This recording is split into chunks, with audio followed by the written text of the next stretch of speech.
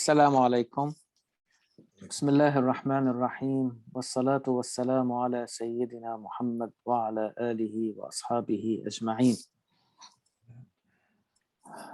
Last time we saw two contrasting paradigms. We saw the Meccan oligarchy and its elites behaving out of arrogance and this stubborn disdain, hamiyya. But this hamiyya, this obstinate disdain, this arrogance is stemming from a wider structure, if you like, a wider system or systematic structure that prevailed in Mecca before the message of Islam. That paradigm produced all the behavior that we saw from the people of Mecca when Muhammad sallallahu alaihi wasallam approached them in a peaceful maneuver to enter Mecca and pray there and perform the lesser pilgrimage or Umrah.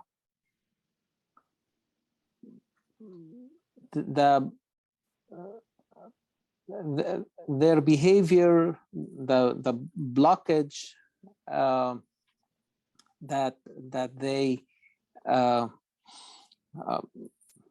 put really before the believers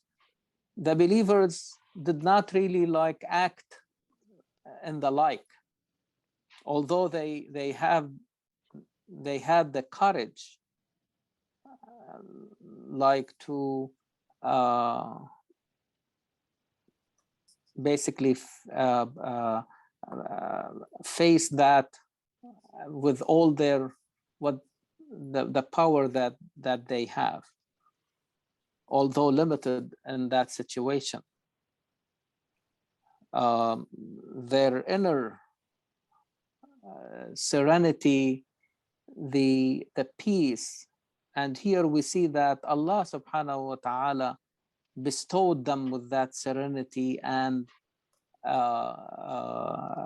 peace, inner peace, because it really this situation required a high quality people, and this is where I want really to start. Quran is talking about this group not in an imaginary way or promising that there will be people of that caliber, or you should be or you must be like that. No, Quran is talking about a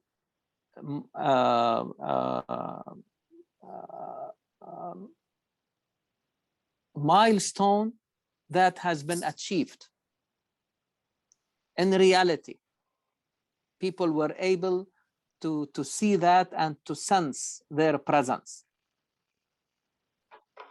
It's very important because I think today we focus really on what should happen, but we don't focus on how to reach these milestones.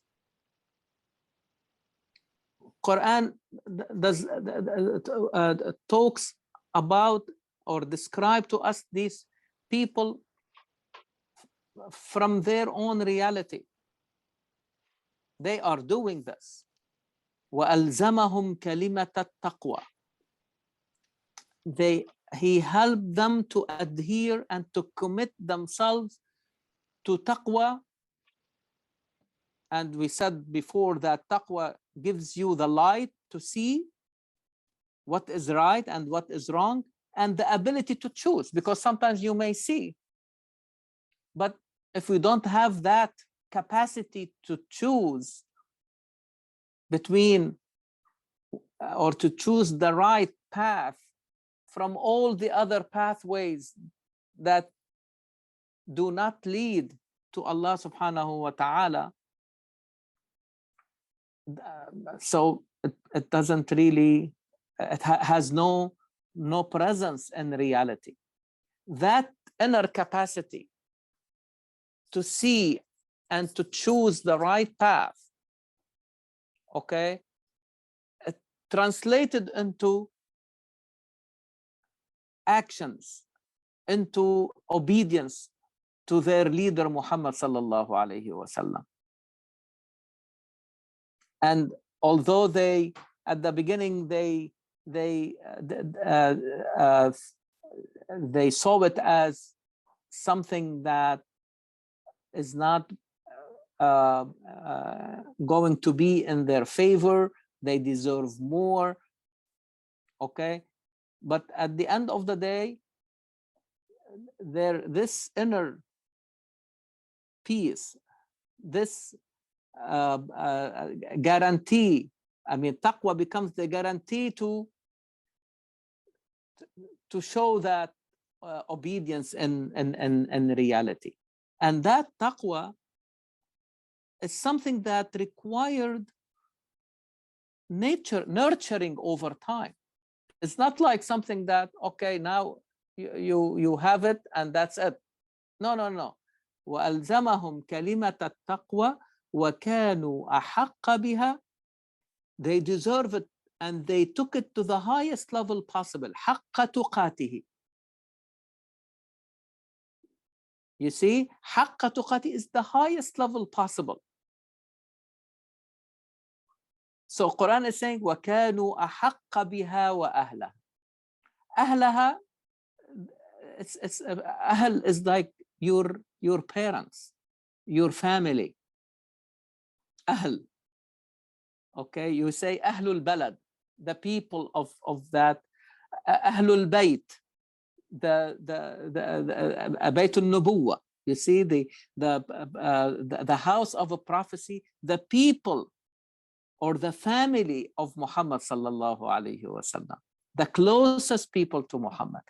So what is the value of the family when it comes to these values? It becomes really the incubator to nurture these values. And so I'm trying to connect this with what we saw in the last verse of the surah, describing Muhammad sallallahu alaihi wasallam and his companions, and how they were described in the Torah and how they were described in the gospel. Okay, and so they were raised the same way and they were nurtured the same way you nurture your own plants. كزرع أخرج شطأه فآزره فاستغلظ فاستوى على سوقه.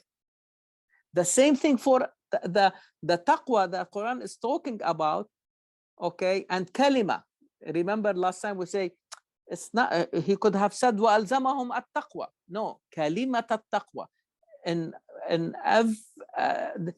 التقوى, it's a word, but in all the meaning it can convey or it carries. The highest level, أحقّ. And they were worthy of that level. Because again, this is a real group of people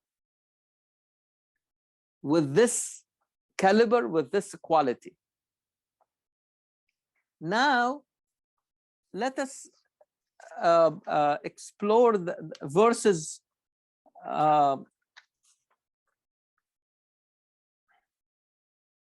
8 to 10, okay, and to see how verses 8 and 9, okay, prepared us to understand verse number 10. إن الذين يبايعونك إنما يبايعون الله. This is the type of people who pledged their allegiance to Muhammad sallallahu alayhi wasallam at that critical time, when they were really threatened by the oligarchy of Mecca, and there was a possibility that they can be, I mean, smashed by their enemy, because they want basically like practically unarmed. They were not coming to fight, but yet at that critical time they did not flee the scene, but they pledged to stand up beside Muhammad sallallahu alayhi wasallam and face the enemy if needed. So who is Muhammad sallallahu alayhi wasallam? How Muhammad sallallahu alayhi wasallam was able to reach these milestones with his companions?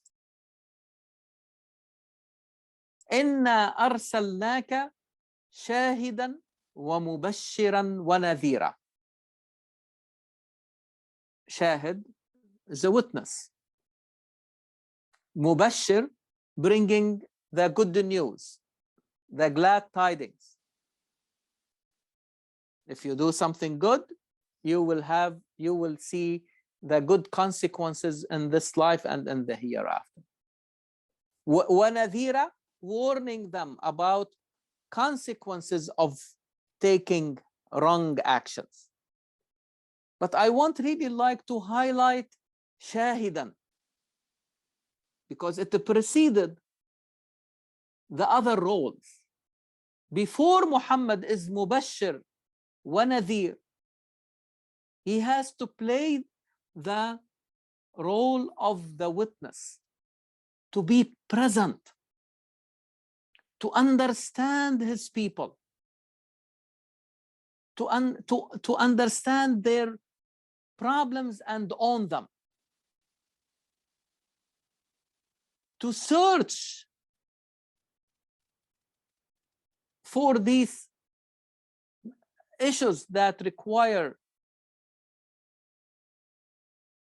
fixing, that required solutions. It was possible for Muhammad sallallahu alaihi wasallam to say, okay, I received Al-Quran, a full manual of it has all the plans like to solve your problems. But that did not happen. Quran was revealed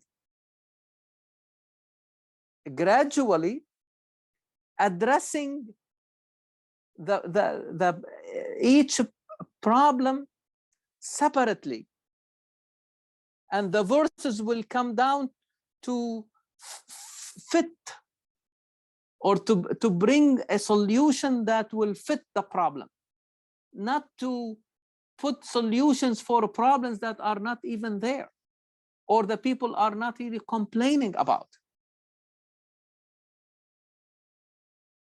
You remember when we discussed Surah Al-Mujadila, it came down in response to a complaint from a woman representing women in her society, suffering from the consequences of certain traditional practices involving marriage and divorce. and the relationship between a husband and wife, and so on and so forth. So Muhammad sallallahu alayhi wasallam, and I will, and I think Brother Shakil can comment more on that. This is the difference between planners and searchers. Planners sit like in their offices and put very comprehensive plans, big budget, okay, to solve big problems. And sometimes these problems may extend over a continent, like Africa or Asia, or big regions like the Middle East or Latin America, okay? But when it comes really to reality, we see discrepancy between these plans and what really the people are suffering from.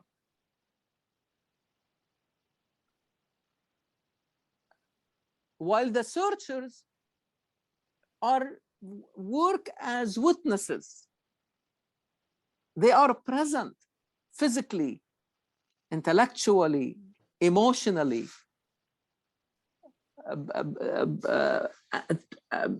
with open eyes and ears, listening to the people, addressing their issues, even if they have to take them bit by bit. Yeah. Brother Shakil. Yeah, I totally agree with that. I think the concept, we are reading this book for our book club meeting, and that's really what the book's talking about, is how, big plans and ideas, they're formed in the vacuum without actually the presence with the people. They normally fail. They have potential to fail because there's nobody there who actually gonna support that idea on the ground. So like witness, you have to be there to know where to direct the aid, where to help, who to help. You have to be on the ground to be able to do that. You cannot do it from 50,000 feet view. You Yeah, cannot do it from high level. Yeah. exactly, exactly. And we have seen that concept repeatedly in Quran. In Mecca, in Surah Al-Muzzammil, which is among the really early revealed constructs or surah, and Quran there said, إنا أرسلنا إليكم رسولا شاهدا عليكم كما أرسلنا إلى فرعون رسولا. Each prophet, each messenger has or had to really act as a real witness. And as we always say, witness immediately should come to mind the presence.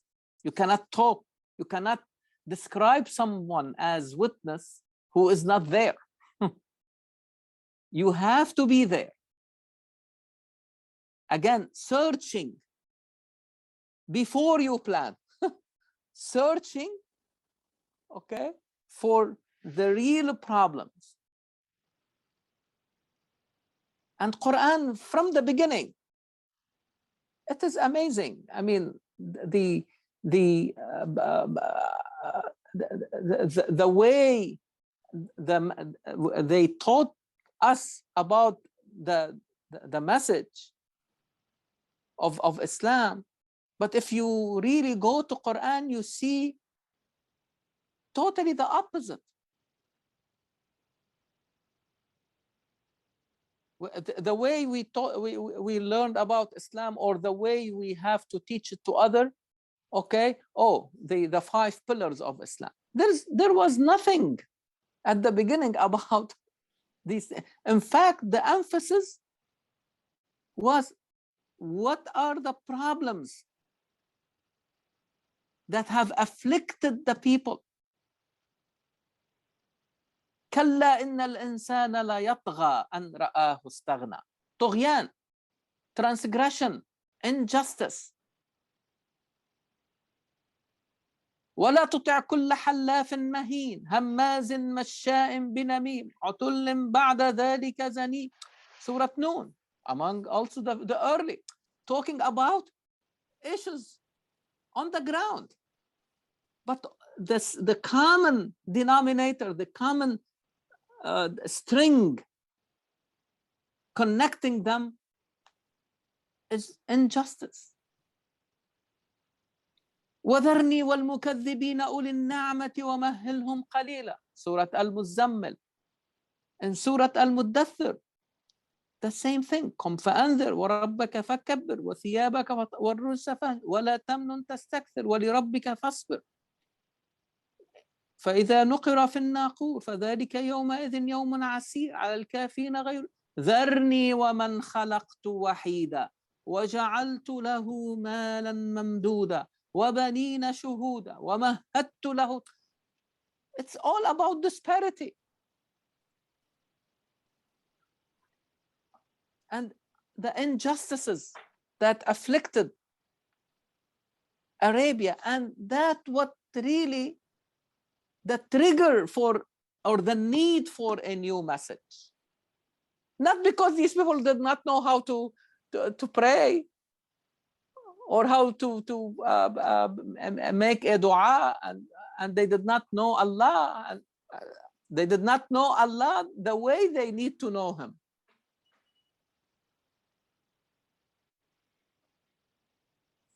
Before Quran said, قُلْ هُوَ اللَّهُ أَحَدٌ اللَّهُ الصَّمَدُ. You see, this is the environment that made people have the wrong notion about Allah. All these injustices, and sometimes they are done in the name of religion. أرأيت الذي يكذب بالدين. They lie in the name of the religion, or they belie the religion. فذلك الذي يدع اليتيم ولا يحض على طعام المسكين. So the notion of religion, the notion of Allah, the notion of, they needed an environment, a new environment, to see, to understand them well. And this is where Muhammad ﷺ played that role of being a witness. Unfortunately, we have, I mean, although overall, I mean, this is missed. Even when there are really enlightened spots here and there, we fail sometimes to make the connection. You see what I mean? Like when you see a group, let us say in Chicago area, doing surveys and field studies to understand what is happening in, let us say, in the Muslim community,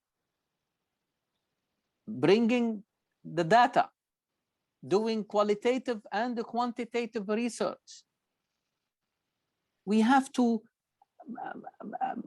make them understand you are not mimicking others, but you are really playing the role of the witness, the role of prophets and messengers.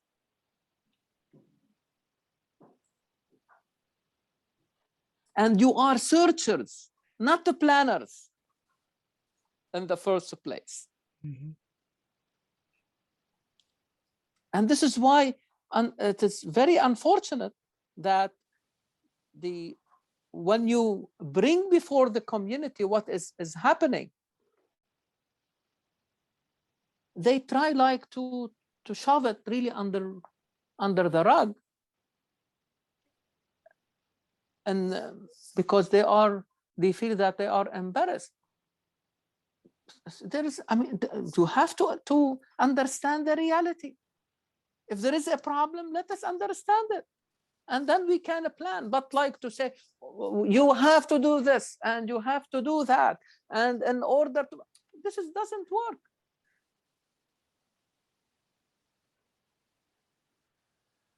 We have to tackle the problems as they are. In order to bring them as they are, then we have really like to describe them as they are with real numbers, and let the data lead us to the conclusions. And based on these conclusions, we should start planning how to fix these problems. Many times we talk about things and there is no even a problem. Why to talk about it if there's no problem? It does not constitute a problem. If you believe this, show me the data that support that. So I think we need to support these people who are doing this very important work. And now I believe, and I have all the indications to say that the presence of Muslims in this community cannot be ignored. It is an important component of the fabric of the society. And so it needs to be studied the same way you study other communities. Even followers of other religions become interested in what is happening in the Muslim community. The same way we have to be concerned about what is happening in other communities, because we are part of that. Again, we need, again, you heard me saying this all the time. You may distinguish and to say, okay, this is a Christian community, this is a Jewish community, this is a Buddhist community, this is coming from the subcontinent, this is from Latin America, this is an Africa. That's fine. Okay. Each has its own specific features, and but do not separate among them. Do not divide. Because at the end of the day, we live together, side by side. We are in the same boat. What affects one will affect the other, and vice versa. So these people who are like Ummah, Iman, and really other, there are several. I mean, they are really in the like grassroots.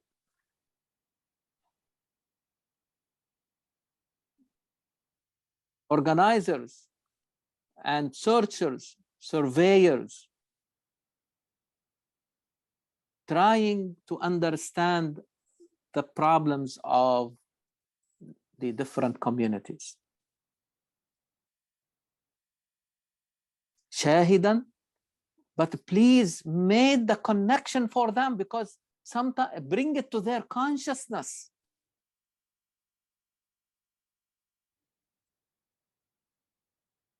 You see, I mean, sometimes we do something that is right, totally right, and honorable. But if you make people aware and conscious about this connection, that you are playing the role of prophets and messengers.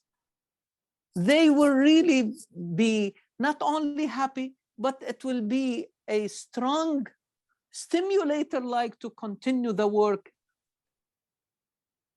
and double their efforts. And Dr. hence Khair, they, yes, please. um, you are describing the word shahid, and I think so far what I understood, I think this dua in the Quran is making more sense to me when we say Rabbana amanna bima anzalta wattaba'na rasula faktubna ma'ash-shahidin. You got it. Yes. I mean, it has such a great meaning, and now I understand what is this dua, and what are we Yes. asking for? Yes. We And are other, asking for the yes. role of the Ah, prophets. yes, yes. لتكونوا شهداء على الناس ويكون الرسول عليكم شهيدا. ليكون الرسول شهيدا عليكم وتكونوا شهداء على الناس. You see, this, as you alluded to, the disciples of Isa alayhi salam, of Jesus, okay, they said the same thing. So it's not accepting the message, believing in it.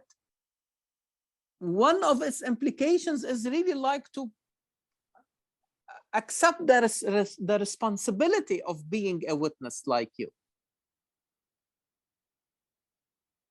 And this is why I said, in order to understand further and more deeply that the people that Muhammad sallallahu alayhi wasallam raised around him, okay, we need to start from Muhammad sallallahu alayhi wasallam himself. Inna arsalnaka shahidan wa mubashiran wa nadhira. Why? لِتُؤْمِنُوا بِاللَّهِ وَرَسُولِهِ. That is the function of Muhammad sallallahu alayhi wasallam, to help the people to believe in Allah and His Prophet. Don't separate. Like we said before, آمنوا بالله ورسوله.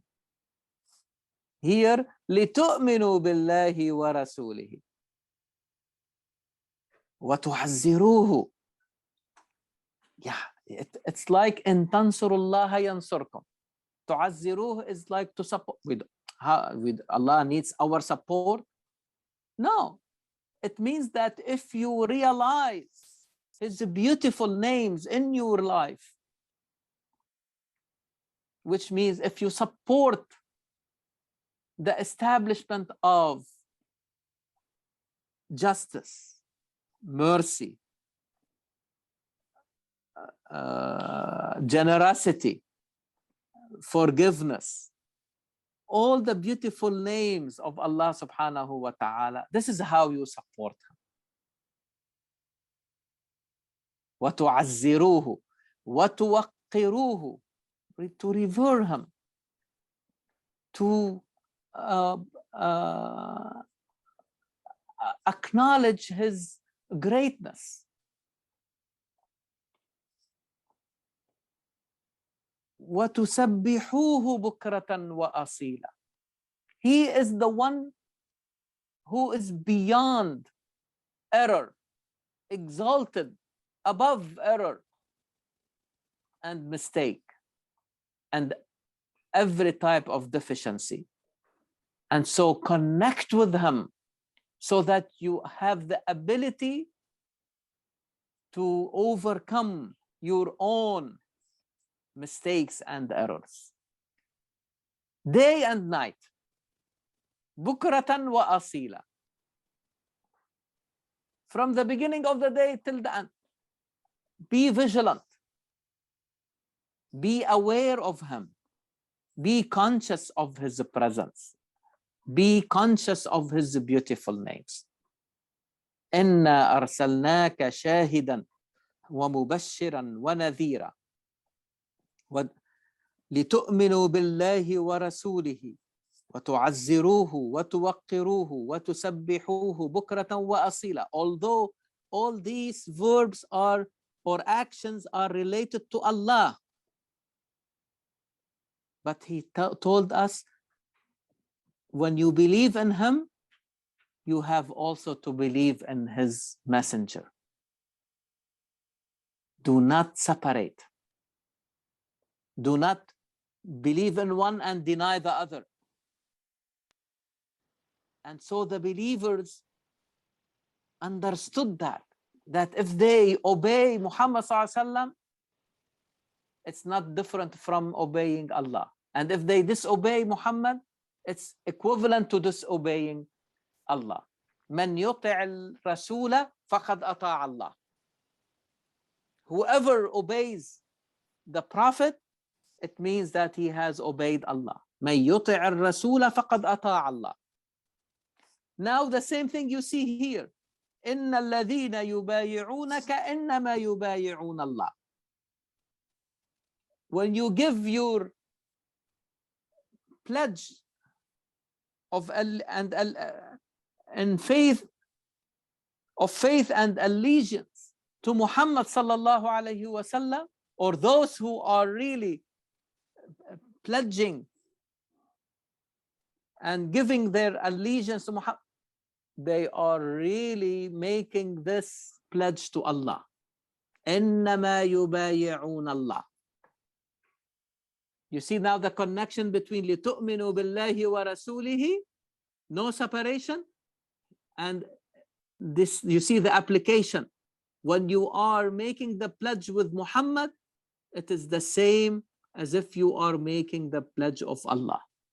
Yes, you put your hand in the hand of Muhammad sallallahu alaihi wasallam as a symbol of this allegiance, this pledge. Always remember that the hand of Allah is above their hands.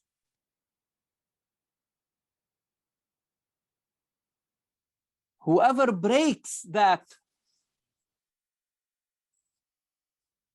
promise or that pledge, they are really breaking themselves.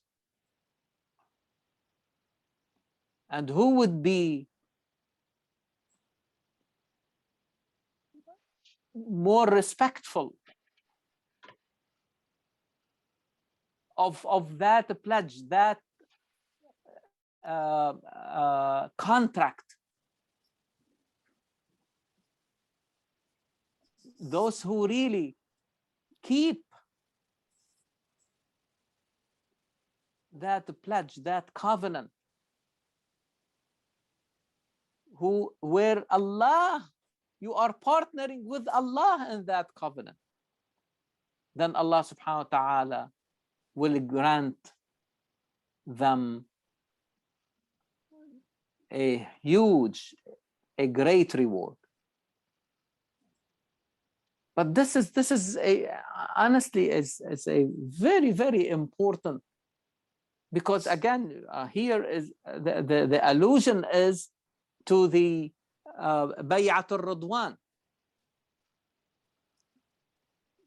the pledge of faith and allegiance.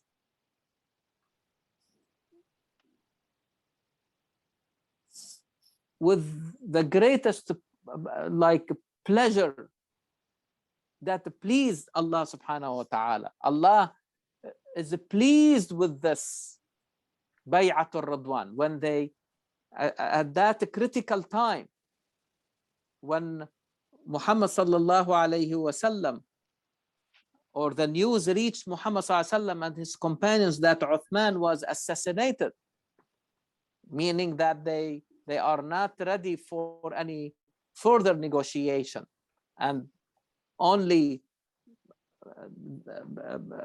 battle is really is the answer. And Muhammad sallallahu alaihi wasallam took the pledge under the tree, as we will see and the symmetrical verses in to this group of verses in the surah. So you see now, this is the type. Yeah, we have seen that the quality of these people. These are the same ones who were in a position to give that pledge to Allah and His Prophet, because for them it is basically the same.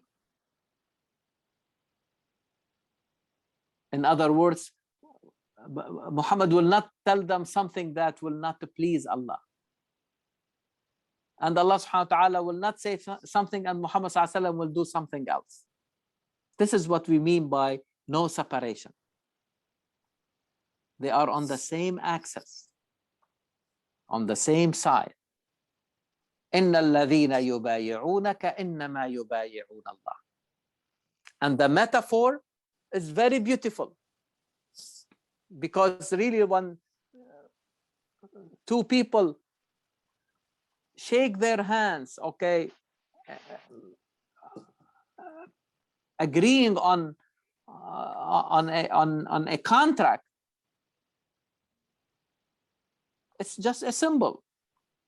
So Allah subhanahu wa ta'ala used the same thing for himself. يَدُ اللَّهِ فَوْقَ أَيْدِيهِمْ.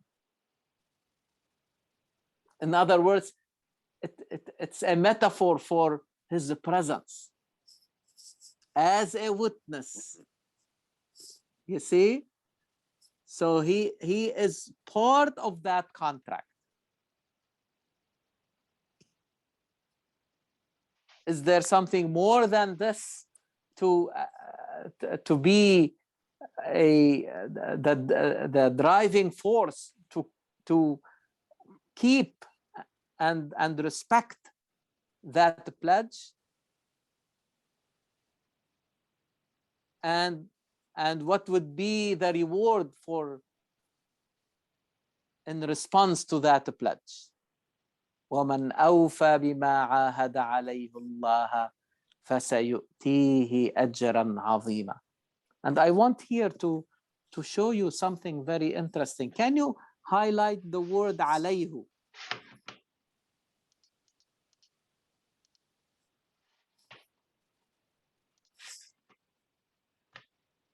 Yes. Now in all Quran, you see عليه. Yeah. This is the only place where see, instead of kasra, عليه, you see dhamma, the short vowel, okay, of kasra is replaced by the dhamma, okay, the short vowel equivalent to the vowel o. So عليه. Now, again, these are really different dialects, if you like, in spoken in Arabia. But here, because what comes after عليه? Allah. عليه Allah. Ismul Jalala. Okay. Because of that, so عليه, like as if you are glorifying, exalting more Allah subhanahu wa ta'ala, that in the tone itself. Because al-kasra, okay, alayhi, like something lower. But here alayhu, Allah. So in other words, you are elevating yourself towards Allah subhanahu wa ta'ala as you really keep your pledge with him. He is al-a'la.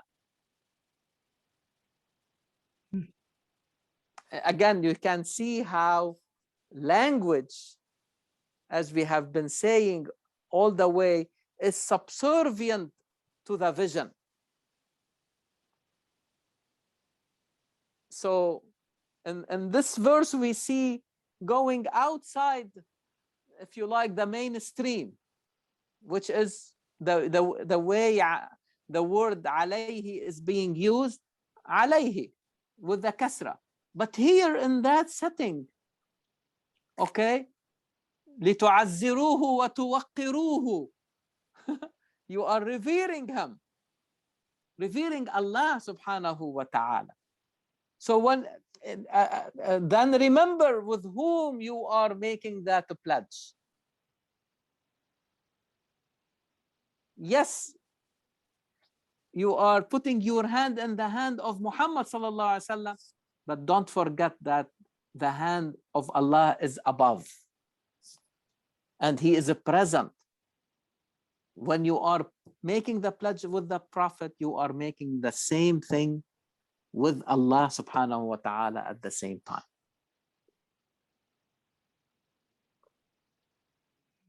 Make sense to you? Yeah. Again, yes, please go ahead.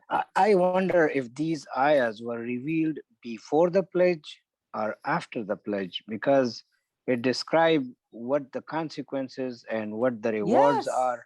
yes. This is and what I also have. Mhm.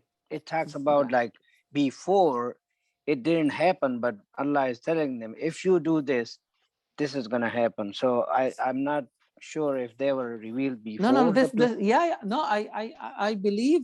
I mean that Quran is talking about people who have done this. Okay. You see, I mean, it's not like, okay, I'm asking you to do this and do that. No. The work has been all the years to reach that milestone, to reach that quality of people who Quran told us أنزل السكينة عليهم على رسوله وعلى المؤمنين وألزمهم كلمة التقوى وكانوا أحق بها وأهلها.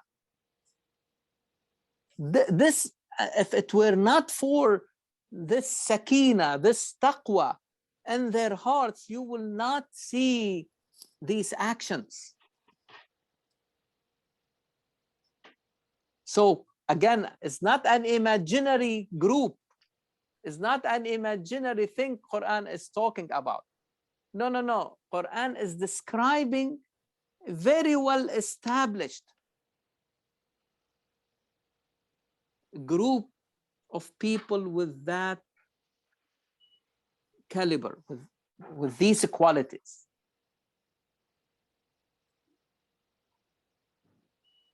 لقد رضي الله عن المؤمنين إذ يبايعونك تحت الشجرة. Allah subhanahu wa ta'ala is pleased. So it is a response to what they basically did. You see that, Brother Yusuf? Yes.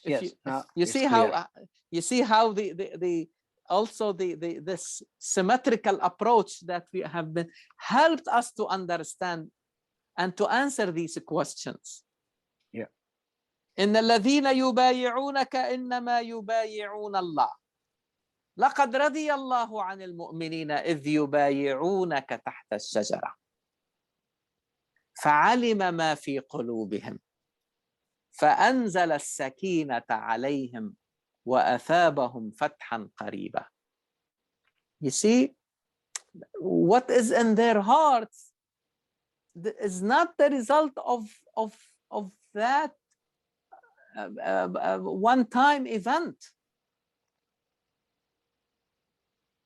So Allah subhanahu wa ta'ala responded with this feeling of peace and serenity, because it was a very difficult time. I mean, we sometimes talk about these events and we forget the reality of it. Can you imagine yourself not taking a bath for several days? What would be your psyche? away from your family. You are not eating well, searching all the time. If you want to relieve yourself, it is a big issue.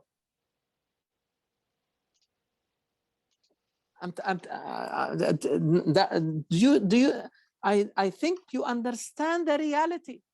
Yeah. And so, and you see what difficult times they are, let alone the fear, let alone the vigilance that they have to.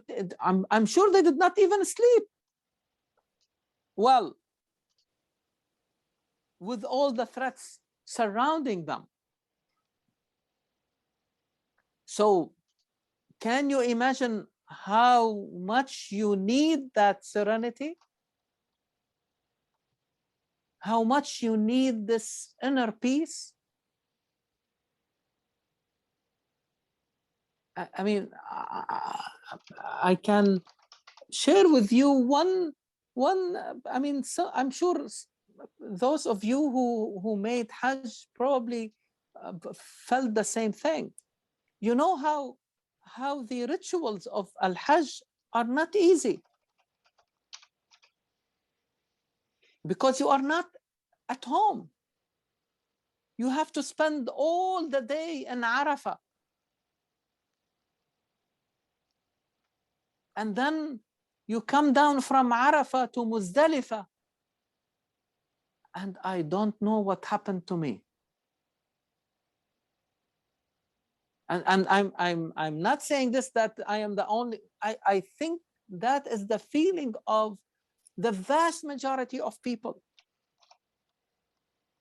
Despite the difficulties, can you imagine you are marching with thousands and thousands of people coming down from Arafah to reach Muzdalifah?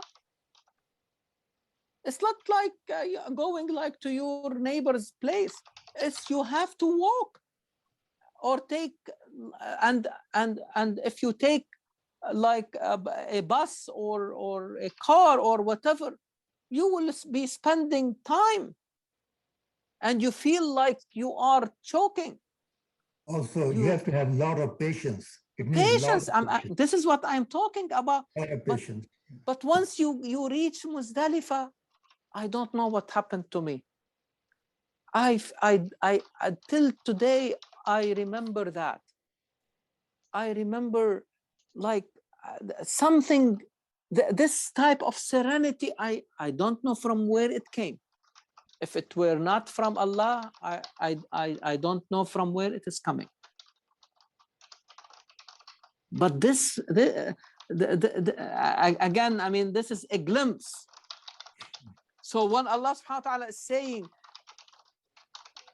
لقد رضي الله عن المؤمنين إذ يبايعونك تحت الشجرة فعلم ما في قلوبهم.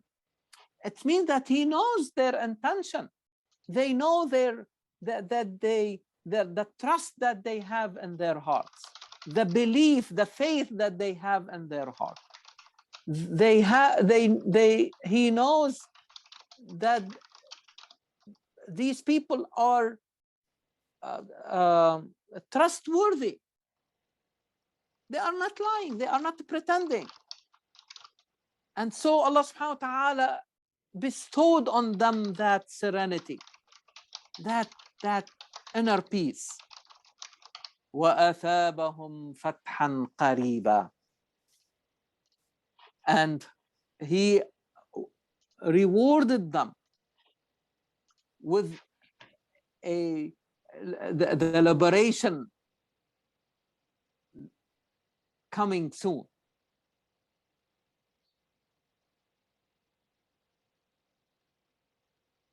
And it will, within couple years, Mecca was liberated. Even before Mecca was liberated, Khaybar was also liberated. After, I mean, from that time on, the Muslim community with Muhammad sallallahu alaihi wasallam were going from one victory to another. And the whole Arabia was liberated. And huge areas of the world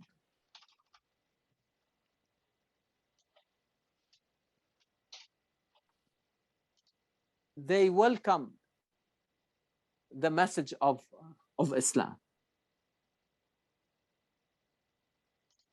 Even in the days of the successors of Muhammad sallallahu alaihi wasallam.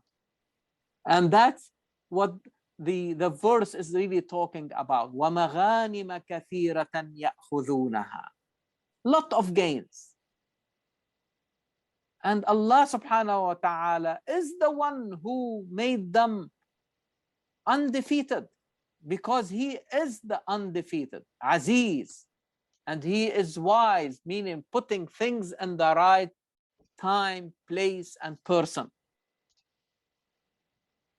So He will not put that sakina in anyone. He will not bestow that serenity in anyone, but in those who knows what is in their hearts.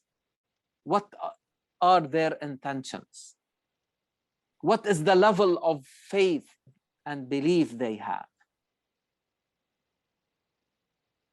What level of trust they have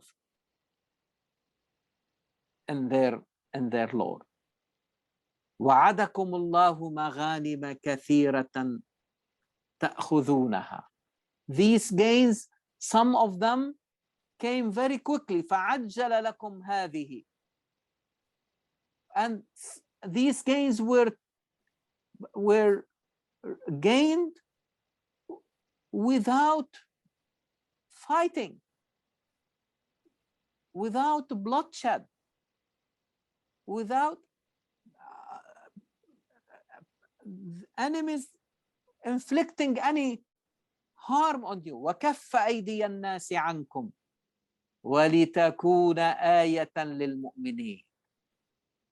You see, the believers would see this as an indicator, as a sign, as a symbol,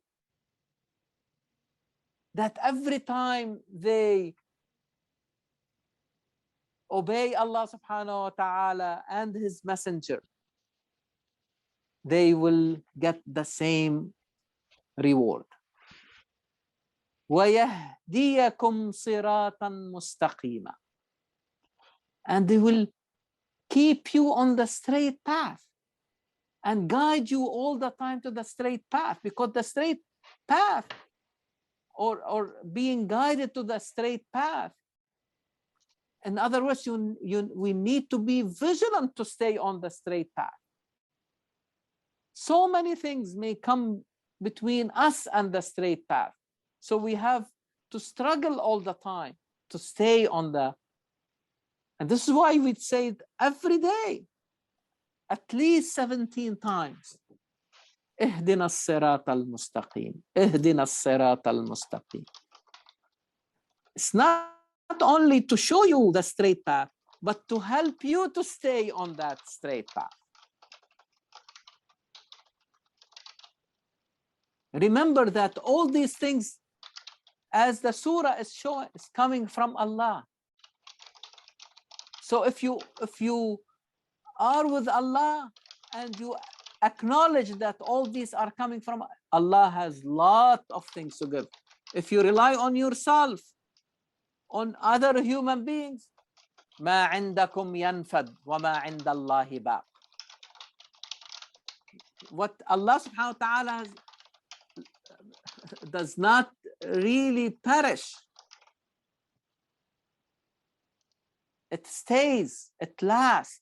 So you can ask Him for more and He will give you more. لَإِن شَكَرْتُمْ لَأَزِيدَنَّكُمْ. The more you thank Allah subhanahu wa ta'ala, He will give you more.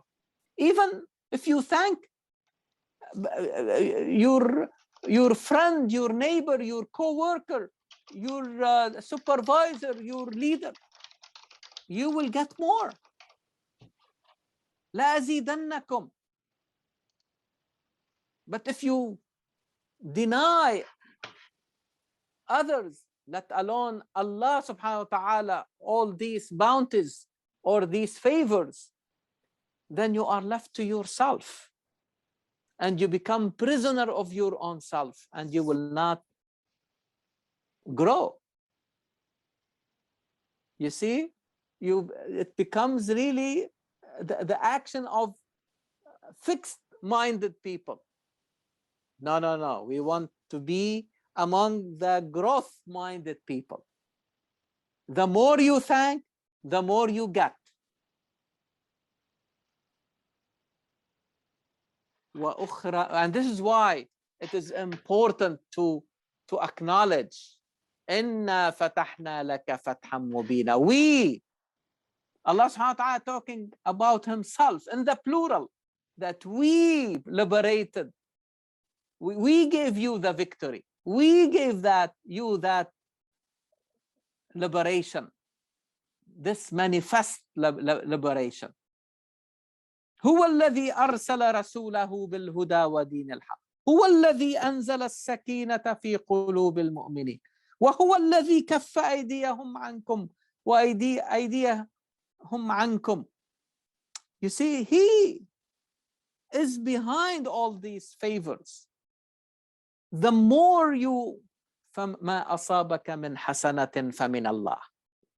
Every time you see a favor, it is from Allah.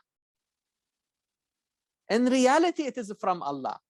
Yes, you have done your job and you put your effort and your time and your resources. But if it were not for Allah subhanahu wa ta'ala to facilitate this, that would not have happened. But the idea behind that is really every time you acknowledge that this is from Allah, Allah has more to give you. وَمَا أَصَابَكَ مِنْ سَيِّئَةٍ فَمِنْ نَفْسِكَ. Every time you face a bad outcome, okay, ask yourself what you should do in order to overcome and to change that outcome. You have to do it. ما أصابك من حسنة فمن الله. A good thing happening to you, it is always from Allah. Acknowledge that it is from Allah.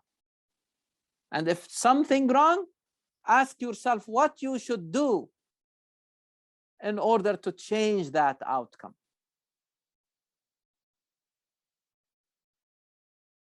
These gains did not stop at what that group.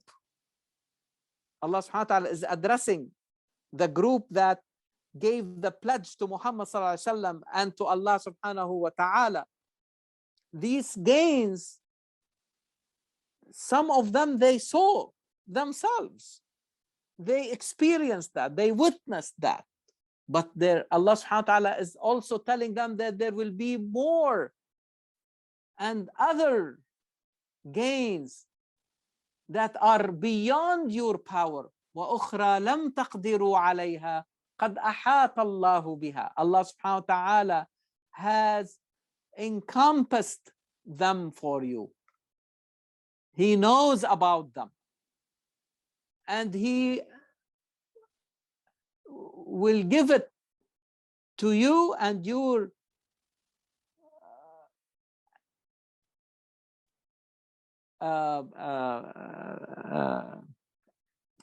descendants. And this is what we saw. And if you remember in Surah Al-Hashr, if you remember when Allah subhanahu wa ta'ala الذين أخرجوا من ديارهم وأموالهم يبتغون, these gains from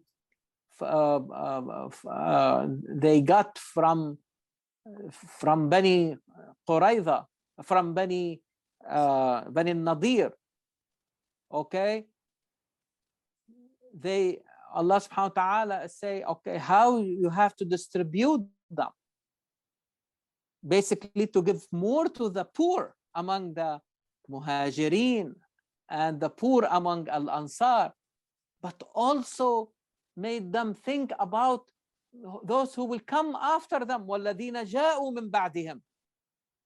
This is how Umar radiallahu anh said he refused to divide and to distribute the gains from Al-Iraq, and because he referred to that verse that this should be really the beneficiaries of these gains should be not only the people who were present at the time, but also to those who will come after them.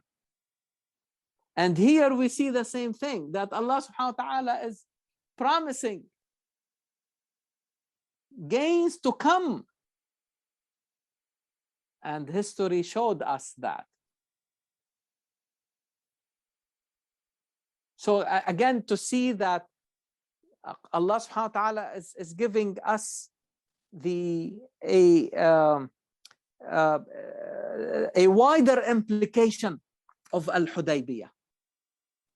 So you can see that Sulh al-Hudaybiyah, for people who at the beginning, even those close to Muhammad sallallahu alaihi wasallam, saw that, oh, this is really like as if we were defeated. But history and as the events unfolded after that, it proved to be an inflection point in the history and in the life of Muhammad sallallahu alaihi wasallam and his disciples. Because really the gains after that became exponential. The people who accepted the message went up exponentially. You see, like that, like in math, you know, this plot, the S-shaped plot. Things start slowly, and then at the deflection point, it goes up exponentially. The graph, the plot goes exponentially before it reaches a plateau. And from that plateau, you have to start thinking about a new deflection point. Sulh al-Hudaybiyah,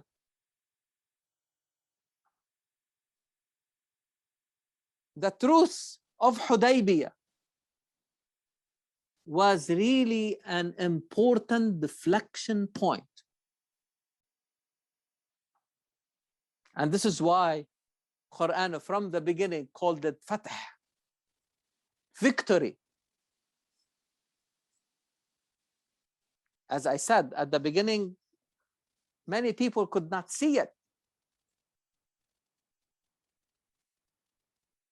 The only reason they accepted, because they really believed in Allah and His Messenger.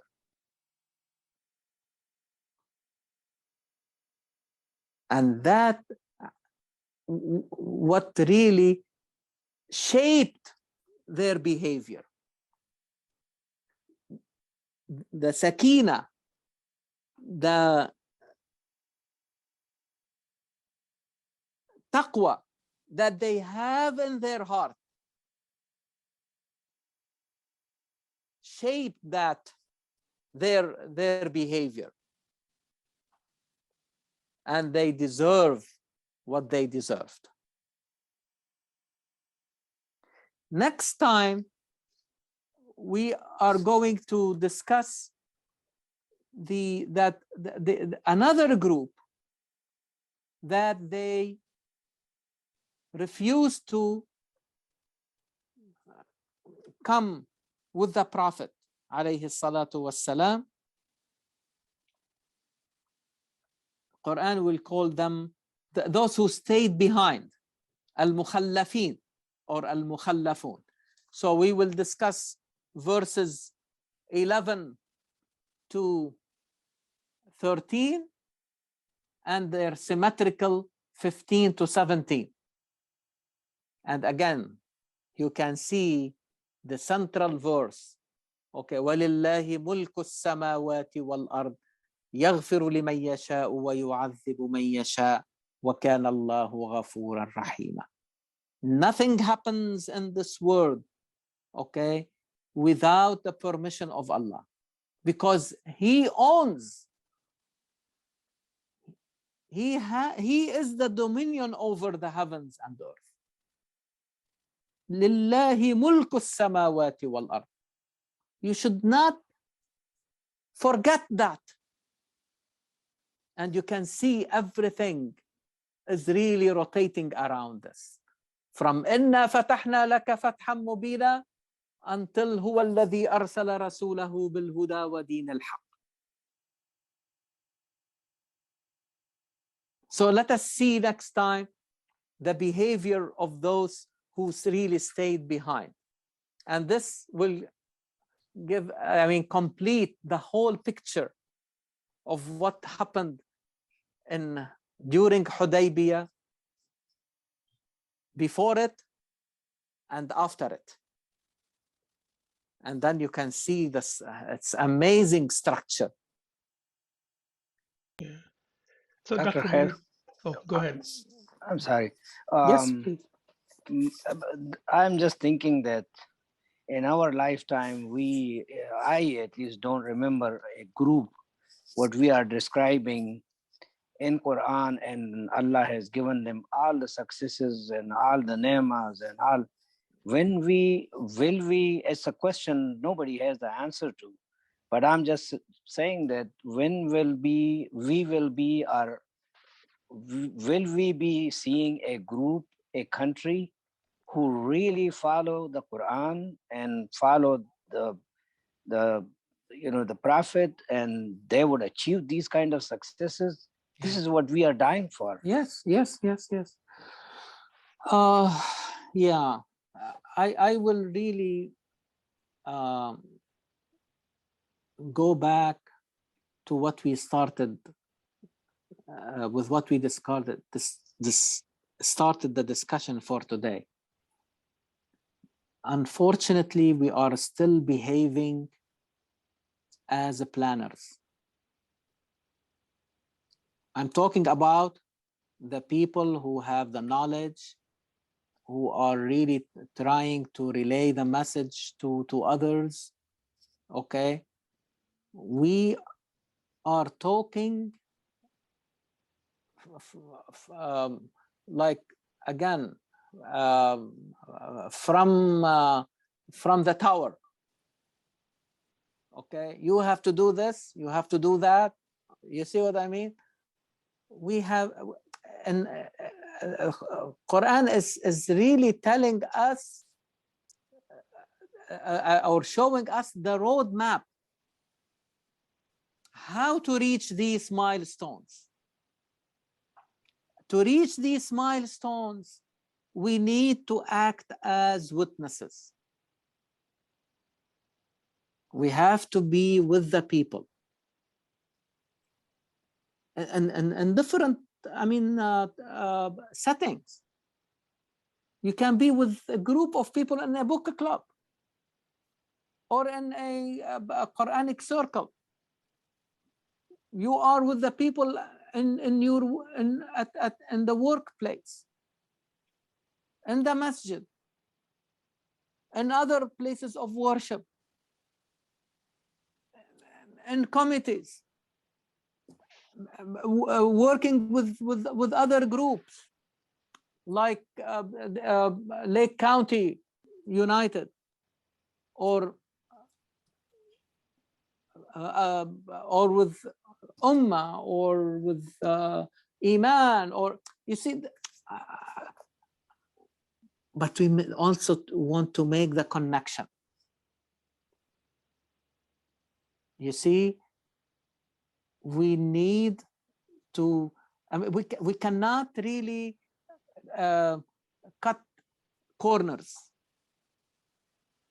And just because, in other words, what is really the slogan that you have been hearing in the recent years? Islam is the solution. Yeah. Is that right? Yeah. This is a slogan of planners. You see what I mean? So Dr. Khair, yeah. Can I make a comment? Please. So this has really resonated with me quite a bit, what you're talking about. It's just beautiful how you explained it about the role of the shahid or the witness. And so I think what you are, or you kind of mentioned in this discussion, is that Islam, the goal of Islam is the service of humanity, or improving the minds and the lives of the people in the world. Yes. And so when we say that, what is the role of Islam? We always say we start by saying that it's to worship Allah. And the role of the service for humanity and to improve the minds of humanity comes, like, the message is lost somewhere, I think. The main role, the main message I hear is the worship of Allah and Prophet Muhammad sallallahu alaihi wasallam. But I believe that what you are saying is that it's the service that should be the prime role of a Muslim. Yes, yes. So can we say this then, that is the role? And because I don't see this anywhere being said, you know? Yeah. As I said, like, if you really explore the early verses revealed, okay, they were not talking about like faith and the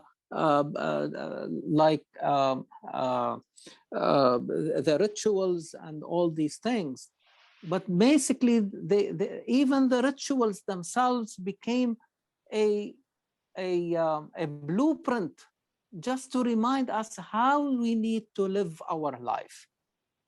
You see, and addressing the issues of the people and how to own their problems was really the main thing. Because So I mean, I cannot really deny that, because this is what I am following the data, honestly. So that would not be heresy. It's not heresy to say that you want to improve the lot of people. Because I mean, like, all the verses that I cited at the beginning of this discussion, and all of you have the ability, like, to re-listen if you like, you will see that all the verses are talking about issues related to disparity, to the injustices, and how Muhammad ﷺ acted as a witness. And that is exactly I was referring to. Searching, not the planning, searching for the problems, not saying, okay, this is the manual, go and follow it. Okay, this is the plan. Okay, and I will give you the budget and you go and do it. Doesn't work. What I was, Dr. Khair, referring to is that, unfortunately, fortunately, we are sitting in an environment which is very peaceful. Our countries, some of the countries are not, but at least I can see for my country, we are in peace. But when I look at the world, there are so many atrocities, so many such a injustice to people, and no rights for them. I mean, where it is also our right to say something, do something in a peaceful way. When we read Quran and we read the Seerah of Muhammad, the Prophet ﷺ, he has done everything in peace. He didn't fight. Why are these folks are sleeping, and how can they be awake to do something forget about the religion? I'm talking about, there are Christians who are under oppression, there are Muslim there are Buddhists there. Why can't somebody say something do something about those people? They are human beings. Again, I mean, the issues, I mean, we all agree that have become so complicated, and that it's to the point that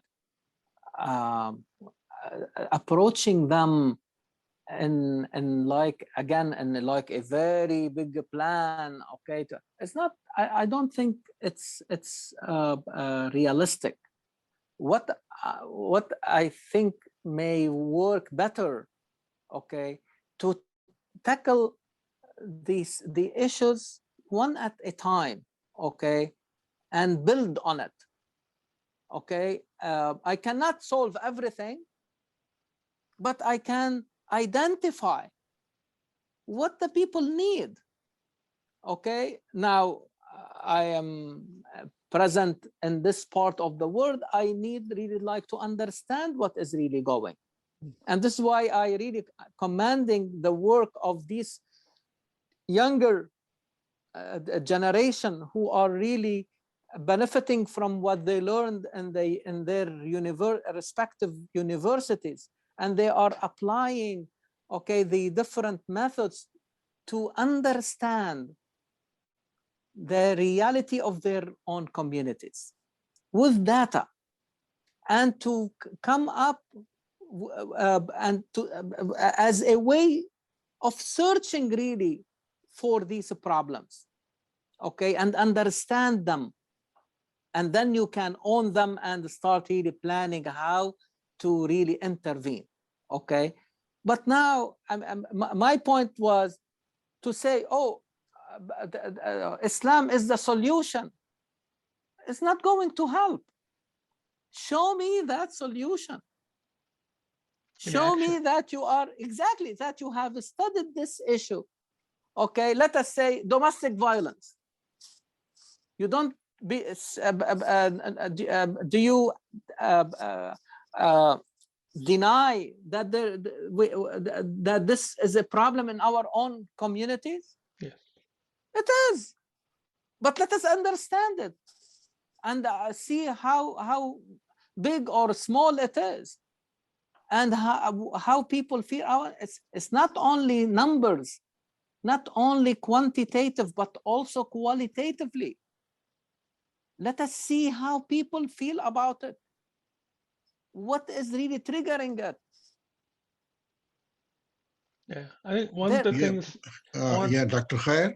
Yeah, this is Wasim Khan. Just a comment I noted here. Just Hukuk Allah versus Hukuk al-Ibad, we are talking here, right? You know, the rights of Allah and also versus... Brother Wasim. That's what it is. Let me tell you something. Okay, I mean, we inherited so many things. Okay, honestly, I don't like to make these distinctions. Okay, what is Allah subhanahu wa ta'ala is? He is al-Ghani. He doesn't need anything from us. You see what I mean? I got it, but at the same time, the majority of the scholars here, they put everything under the spirituality, Allah, worship, pray this, pray that, everything. But they rarely talk about the other component of the people here, the rights of the society and the human being. You know, that's what I'm telling you. Yeah, but this is the point that I'm trying to make, that when they start by making these distinctions that are not, I don't think they work. Okay, when you say that you are distinguishing one, while Quran is saying no, when you are doing something for my worshippers, you are doing as if you are doing it for me. Let me give you an example. When Allah subhanahu wa ta'ala وَأَقْرِضُ اللَّهَ قَرْضًا حَسَنًا. Now literally it means that you have to give loan to Allah. You give a loan to Allah? Not possible. But what does it really mean then? Then every time you give a loan to someone and you are not asking that person to pay interest on that loan, This is what we call qard hasan. Okay, you as if you are doing it with Allah, which means that Allah is your witness. Allah is the guarantee for that. You see, don't distinguish. I mean, don't separate. And this is what is happening to us. Prayer is different from like saying the truth. Al-Hajj is different from like to be faithful. You see what I'm talking about? We have this, the disconnect is not helping us at all. What Dr. Robina was talking about is that we have underestimated the importance of how to be a true witness. What does it really mean to be a true witness? Not to see the problems and give it your back, but how you want to be part of the solution, to be in the, as Sister Robina put it, in the help and assistance of the people, and the service of the, but Allah subhanahu doesn't need our service. I hate when they hear the word, oh, servant of God. What does it mean? Allah subhanahu wa ta'ala doesn't need servants. He needs people. He needs from us to get closer to him. How I get closer to him? To realize his beautiful names, to be merciful with the people, forgiving the people, assisting the people, helping the people, serving the people. This is how I get closer to him. This is the exact meaning of ibadah. Don't make it the same way as somebody is worshiping an idol. No, worshiping Allah is totally different. It's not like replacing Allah instead of the idol. No, it is more than that. It is, you are saying, I want to get closer to the one who is greater, bigger, higher than me, so that I will become higher. I will be elevated. Right. And you will not get elevated unless you really realize to be merciful. Merciful to whom? To yourself only? Or the people around you? Can I say something, brother? Please. If you don't have a second nature, Allah's name, you cannot get closer. You cannot help anybody. Mm-hmm. You have to live it. Yes, this is, yes. I mean, this is what is the meaning of realization. You cannot know the meaning of mercy unless you practice it. There is no way. You live it. You don't understand it, honestly. If I ask you, define for me mercy, there is no words to describe it. You know it when you practice it. And when you see it in action. Has a practical meaning. Meaning. There's no way to understand it other than that. Right. Who is a creator? Somebody who experiences creation. Your role model. The person who really invents, understands more than anybody else what does it really mean Allah is the creator of heaven and earth. Because you can see the difficulty. You can then appreciate Allah as a creator. You see, try and invent something. Try. See how difficult it is. Yeah, I think what Dr. Rabia was saying, that the witness, I think the shaheed, until I, for longest time, I think our understanding was martyr. Like people always talk about shaheed as martyr, and that's limiting the word shaheed to such a small fraction. And that's what we have learned until now, recently, right? Like this is bigger. Being a witness is much bigger. Being shaheed is much bigger than just dying in the cause of Allah. It's not that. I think that's simplifying the whole meaning. And that's what we have done with that. That's what I'm talking about. Like, how does it relate to all the stuff we have done? We simplified every single thing Yeah. to it. It's just basic meaning. It's not Yeah. really compounding effort and work behind it. Every word means action. It You results in can be action. you can be alive and shaheed. Now the meaning what we learned today. كونوا Exactly. yes, yeah. I كونوا mean, شهداء لله يا أيها الذين آمنوا كونوا شهداء لله قائمين بالقسط كونوا yeah, شهداء بالقسط كونوا قوامين لله شهداء بالقسط yeah, كونوا قوامين بالقسط شهداء لله. By the way, if you analyze the word martyr, it's coming from mort. In French, it means death. Yeah. But when Quran is referring to the one who really dies for a cause, it could be just saying the truth. And Isa alayhi salam, okay, was put on the cross. Okay, why? I mean, he did not fight, but he is the best shaheed, if you like. So, the Quran will use that term to say that even those who really die for a cause will remain alive and present. Showing you the way. You see what I mean? Yeah. They are with us. ولا تقولوا لمن يقتل في سبيل الله أموات.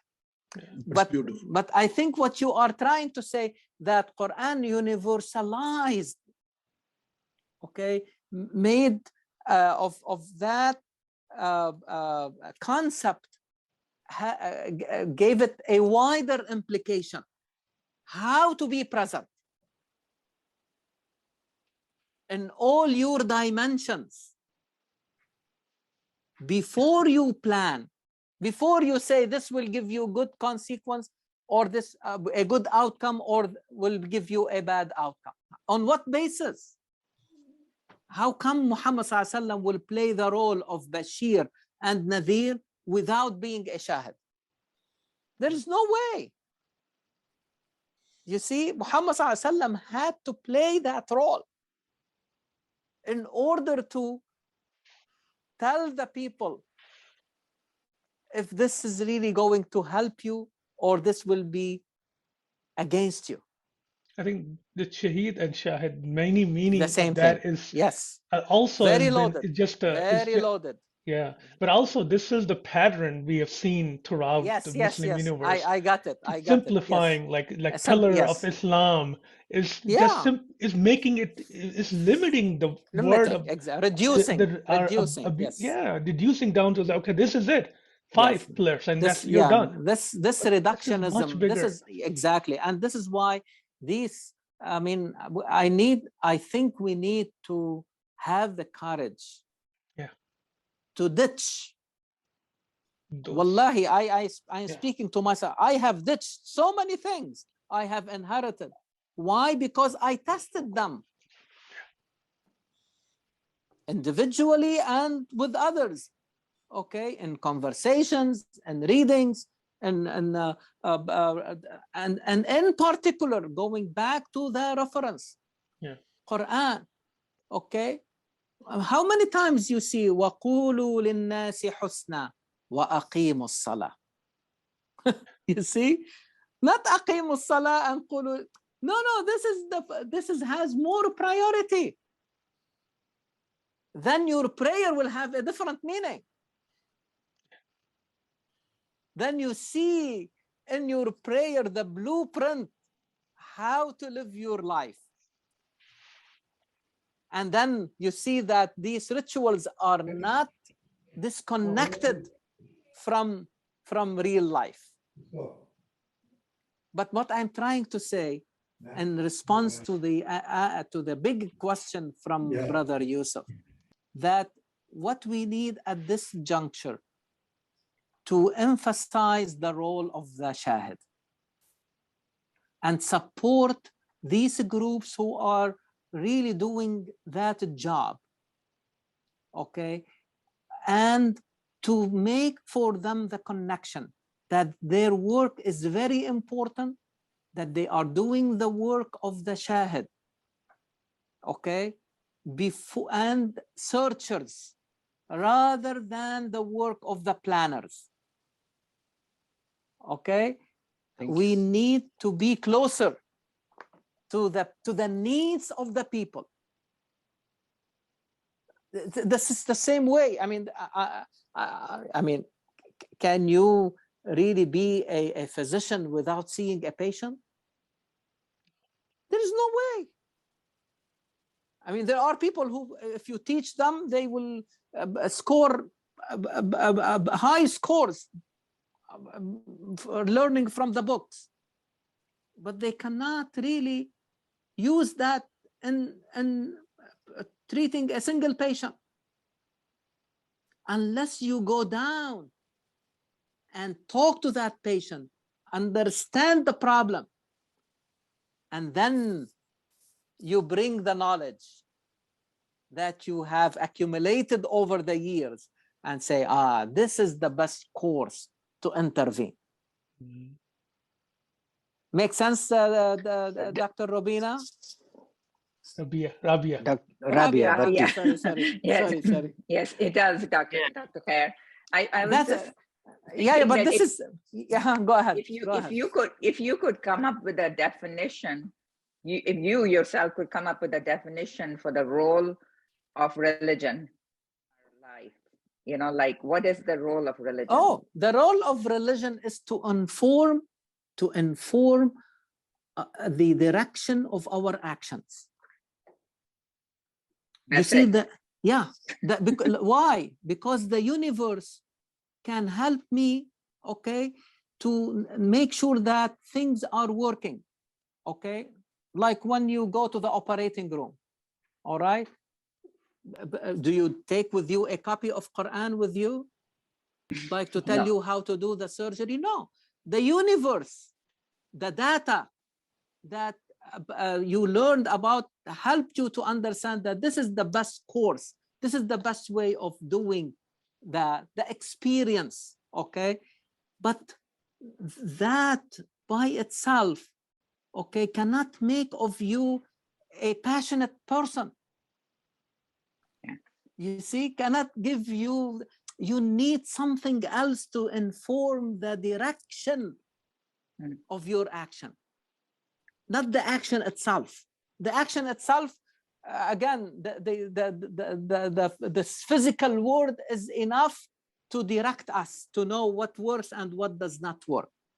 But how to direct that work, okay? That's beautiful.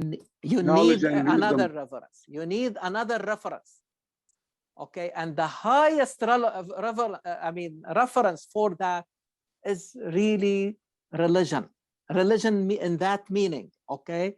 All right? And is there, and this is why Quran uses the term religion to refer to any system. Lakum dinukum waliya din. This is talking to those who deny the truth. They have also a system that informs the direction of their actions. But our job is to search for أحسن دين ومن أحسن دينا. You have to always to search what is the highest level of religion that will inform the best, give you the best direction for your actions. And this is why it's an ongoing process. Wow. This needs it's knowledge. An ongoing process. This is the knowledge, but the knowledge, okay, that will inform Because sometimes knowledge can be given a wrong direction. You have to search it to get the knowledge. You can have the knowledge to destroy. You see what I mean? Knowledge by itself can be given any direction.